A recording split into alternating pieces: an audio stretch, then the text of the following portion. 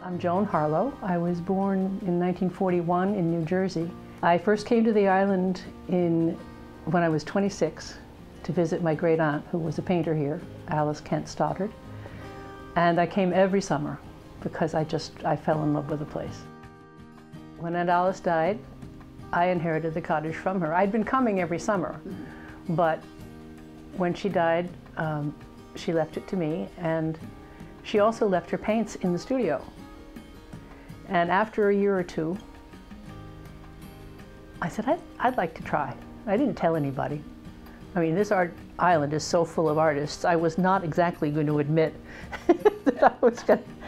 But I borrowed some paper, and I tried. And I love the idea of putting the brush on the canvas and color. I never thought about it, but the only things I wanted to paint were things that showed light. I mean, what's the point? At high noon, everything's light, it's not very interesting. So the first things I did, I think, were sunsets. They fascinated me because from here we're facing due west. And in June the sunset's there, and now it's here, and by the time we leave at the end of September, it'll be just over the tip of Manana. But every night is a different palette.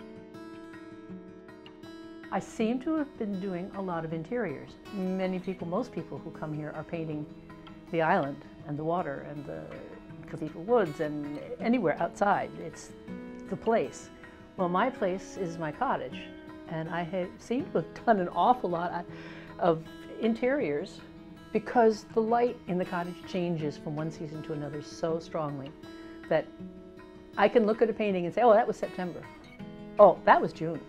It had to be because, and there it is. If it's an interior flowers, which sounds sappy, but what's important is not the pretty little flowers in the vase, but what's happening with that vase, what's happening with the light coming through it, what reflection is it giving on the table behind it, what distorts. It's all those things. It's not the pretty little vase with flowers. With the water all around, I don't know that you can get better light to paint by. It's somehow set in a reflective bowl. There's nothing like it on the mainland.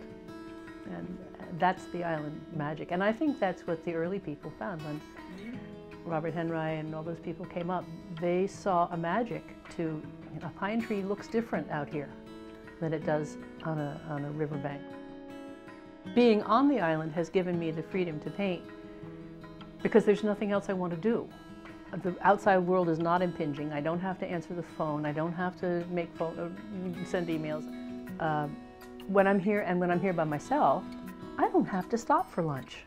I don't have to make that sandwich for somebody else. I can just keep painting while I've got the light that I want.